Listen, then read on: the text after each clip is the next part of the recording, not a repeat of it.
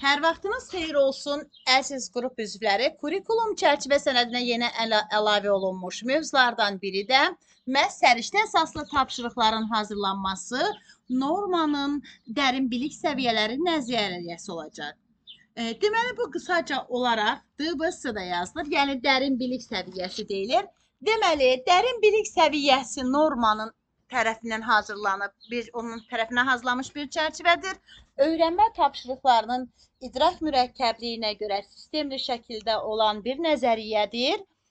Biraz da Bloom taksonomiyasına, idraki taksonomiyaya bənzəyir. Necə ki, idraki taksonomiya sadədən mürəkkəbə doğru, asandan çətinə doğru hər şey zəncirvari addımlarla sıralanıb. Yəni bir baxımdan idraki taksonomiyaya oxşuyur.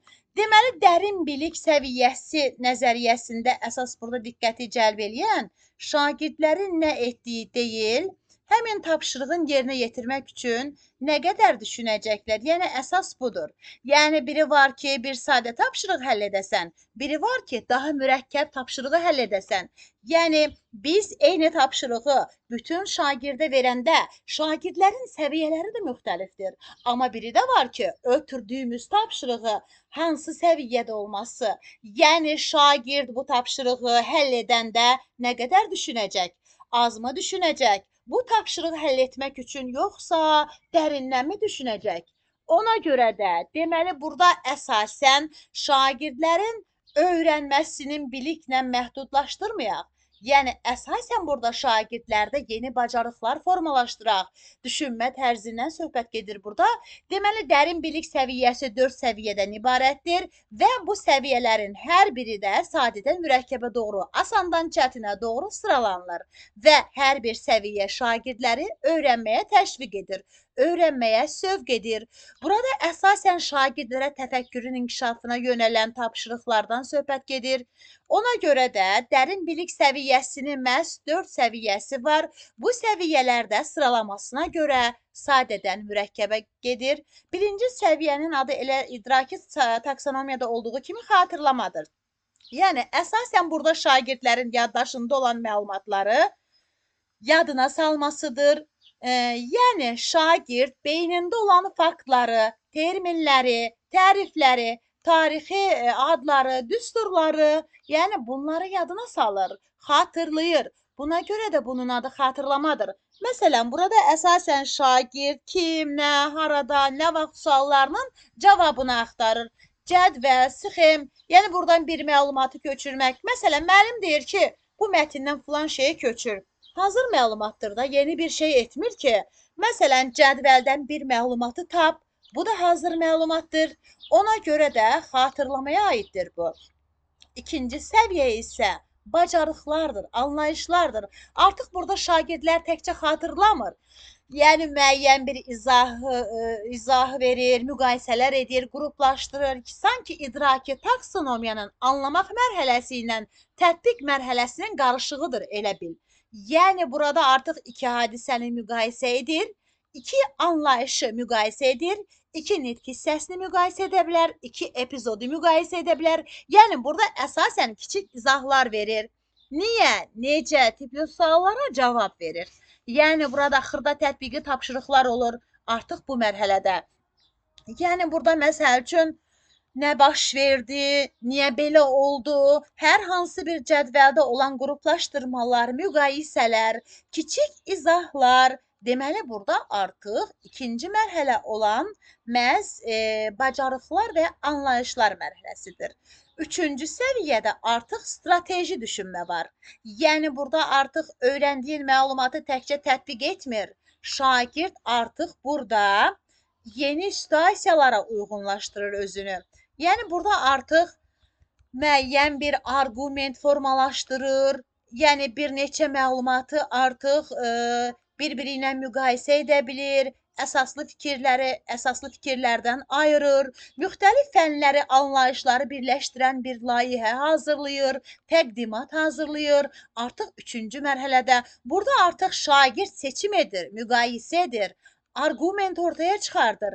Bəzən ola bilsin ki, bu tapşırıq sadə görünə bilər, amma burada şagird həm də burada nəticəni idarə edən tərəfdir. Burada artıq arqument var, əsaslandırma var. Dördüncü səviyyə isə genişləndirilmiş düşüncədir. Üçüncü stratejidir. Strateji var. Dördüncü səviyyə genişləndirilmişdir. Yəni necə ki, o idraki taksonomiyanın ən yüksək mərhələsi yaratmaqdır. Burada da elə bilin ki, bu da dərin bilik səviyyəsinin ən yüksək idrak səviyyəsidir. İdrak səviyyəsidir, ən zirvədə olanıdır. Burada deməli şagird təkcə xatırlamır, şagird təkcə bacarmır, şagird təkcə strategiyadan istifadə etmir. O eyni zamanda öyrəndiklərini birləşdirir, tənqidi, yaradıcı düşünür. Artıq burada sübut edir, müdafiə edir, hər hansı bir fikrə əsaslandırır. Yəni, əzizlərim, burada o demək deyil ki, daha uzun müddətlidirsə, bu genişləndirilmişdir. Yəni, çox vaxt aparırsa, genişləndirilmişdir. Yəni, bunun tapşırığın çox vaxt aparması əsas deyil ki, bu tapşırıq çox vaxt aparırsa, deməli, bu genişləndirilmişdir. Xeyr, əsas onun mahiyyəti genişləndirilmiş olmalıdır. Ola bilər ki, bir tapşırıq hətta 2 akademik dərsə də yerləşdirilə bilər, amma bu genişləndirilmiş səviyyə deyil. Burada əsasən şagirdin məlumat toplaması, təhlil edilməsi, əlaqələrin qurulması, arqumentlərin müdafiə edilməsi, işini planlaşdırması, hətta ona yenidən baxıb düzəlişlər edilməsi, təkmilləşdirilməsi. Bu deməkdir ki, burada təhlil var, analiz var, müdafiə var, tənqidi düşüncə var, araşdırma var, məlumat toplamaq var. Yəni, bu artıq dərin bilik səviyyəsinin ən yüksəkdə olan səviyyəsidir. Yəni, burada bilirsiniz necədir? Bu, addım-addım, sadədən mürəkkəbə doğru, asandan çətinə doğru olacaq. Məsələn, bir nümunə üzərində bunu izah edim. Götürək, məsəl üçün, coğrafiyadan. Məsəl üçün, coğrafiyadan xatırlama mərhələsində müəllim şagirdə nə sual verəcək? Məsəl üçün, iqlim nədir? İqlim dəyişikliyi nədir? Burada konkretdir də cavab. Məsələn, tarixdən sual verəcək ki, filan hadisə harda olub, neçənci ildə olub? Bu hazırdır da. Amma ikinci səviyyədə isə artıq bacarıqlar var da. Burada müəllim deyəcək ki, iqlim haqqında izah ver. Məsələn, necə dəyişir, bunun haqqında fikir yürüt, müqayisə elə. İkinci səviyyə üzrə. Məsələn, birinci səviyyədə nə demişdik? Deyirdik ki, bu xatırlamadır. İkincidə bacarıqlardır. Üçüncü səviyyədə isə artıq burada daha mürəkkəbdir. Strateji düşünmədir. Məsələn, burada artıq məqsədli şəkildə bir plan hazırla. Məsələn, bu plan haqqında öz əsaslandırmalarını ver. Bu artıq üçüncü səviyyədir. Biraz ondan mürəkkəbdir. Dördüncü səviyyədə artıq genişləndirilmişdir. Burada şagirdlər məsələn müxtəlif elmi mənbələrdən istifadə edə bilərlər, məlumat toplaya bilərlər, araşdıra bilərlər, statistikalardan istifadə edə bilərlər, sadədən mürəkkəbə doğru. Məsələn, tarixdə də eynən belədir. Birinci mərhələdə bir hadisə neçənci ildə olub, anlayış və bacarıqda bu tarixi hadisəni başqa bir tarixi hadisə ilə müqayisə elə. Kiçik izah ver, strateji düşünmədə artıq burada fikrini əsaslandır. Burada artıq bir strategiya işlət. Artıq dördüncü səviyyədə genişləndirilmişdə məlumat topla, məlumatları müqayisə elə, elmi mənbələrdən istifadə elə, statistik məlumatlardan istifadə elə. Yəni, dərin bilik səviyyəsi eynən idraki taksonomiyada olduğu kimikdir, əzizlərim. Sadədən mürəkkəbə, asandan çətinə, yəni əsas addım-addım, birinci addımda nə olacaq, ikinci addımda. Deməli, ona görə də normanın dərin bilik səviyyəsi məhz 4 səviyyədən, 4 mərhələdən ibarətdir. Birinci mərhələ xatırlama mərhələsi oldu, ikinci mərhələ bacarıqlar və anlayışlardır, üçüncü mərhələdə strateji düşünmə oldu, artıq digərlərinə daha üstündür. Dördüncü səviyyə genişləndirilmiş düşüncədir ki, ən zirvədə olandır. Sanki taksonomiyanın yaratmaq mərhələsi kimi ən zirvədədir. Yəni, Bloom'un idrak taksonomiyasına bənzəyir, amma yəni, idrak taksonomiyasından fərqli olaraq taksonomiyada yalnız bacarıqdır, amma burada bilikdir. Ona görə deyir ki, dərin bilik səviyyəsi. Dərin bilik səviyyəsinə də biz 4 mərhələ üzrə müəyyənləşdirmiş oluruq. Dəyərli qrup üzvləri, indi sinxron və asinxron tədrisdən danışacağım.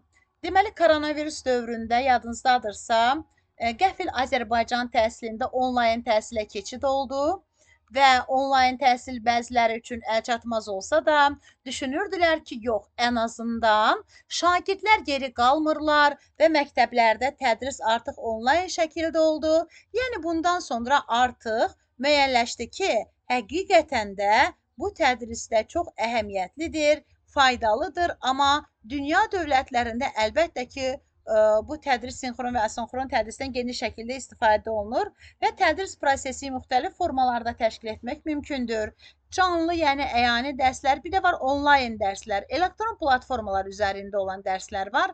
Əlbəttə ki, canlı dərslərlə onlayn dərslər arasındakı fərq əsası odur ki, yəni ənənəvi dərsdə müəllimlə şagird eyni bir otaqda olur, amma onlayn dərsdə isə, yəni bu cür olmur, elektron resurslar var, yəni bir xüsusi texniki platformalar var, ondan olan bir tədrisdən söhbət gedir. Amma əlbəttə ki, həm əyani, həm onlayn dərslər, həm sinxron və asinxron qaydada təşkil oluna bilər.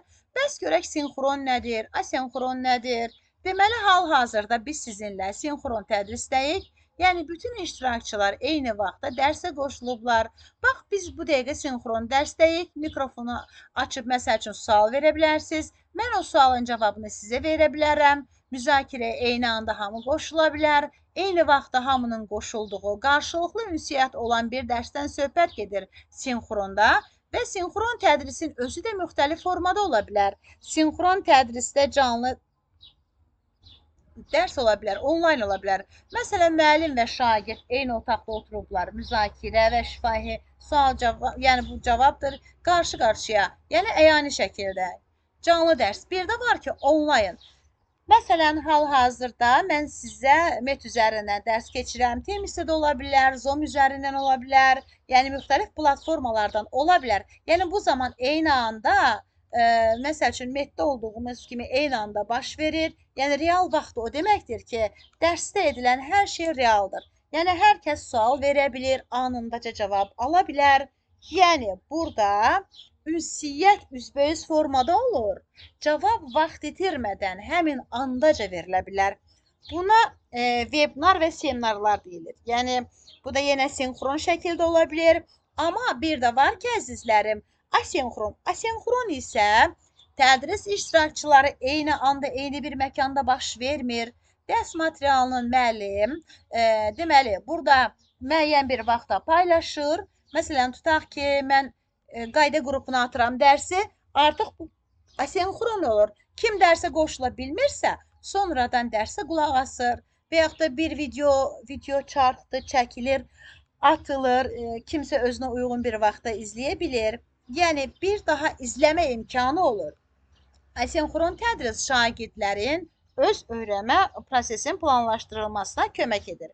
Yəni, hər kəs özünə uyğun vaxtda planlaşdırır ki, mən bu zaman qulaq asacam. Deməli, burada əsasən öncədən hazırlanmış mühazirələr, video çarxlar, deməli, lazımlı mənbəyə ötürülür. Yəni, lazım olan vaxt şagirdlər, öyrəncilər, müdavimlər onu dəfələrlə dinləyib, izləyə bilirlər.